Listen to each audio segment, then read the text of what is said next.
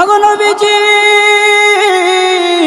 আল্লাহ তাআলা সুসংবাদ জানায়া দিছে, যারা নিজের প্রতি জুলুম করবে, যারা নফসের প্রতি অত্যাচার অন্যায় করবে, তারা আল্লাহর রহমত থেকে নৈরাশ হইও না। আল্লাহর নবী গো, আপনি তাদেরকে জানায়া দেন, তারা নফসের প্রতি জুলুম করেছে, অন্যায় কাজ করেছে। ওগো আল্লাহর রাসূল, তাদেরকে আপনি জানায়া দেন, মহান আল্লাহ তারা যত বড় অন্যায় কাজ করুক না কেন, যত বড় নাফরমানি কাজ করুক না কেন, মহান আল্লাহ রব্বুল আলামিনের কাছে বান্দা চাইতে দেরি, মহান আল্লাহ তাদের ডাকে সাড়া দিতে দেরি না। মুসলমান বাবাজি,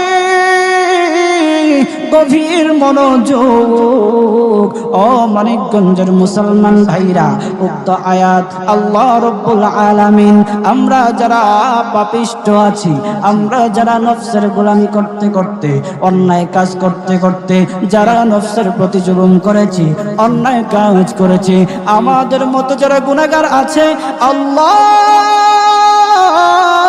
আমাদেরকে সান্ত্বনা দেওয়ার জন্য উক্ত আয়াত খানা নাজিল করেছে।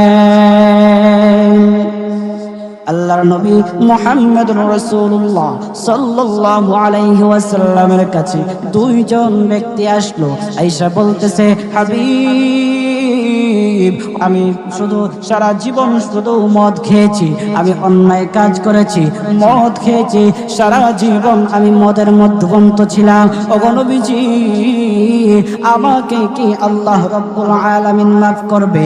আমাকে কি আল্লাহ রব্বুল আলামিন মাফ করে দেবে? আরেকজন ব্যক্তি বলতেছে, হাবিব,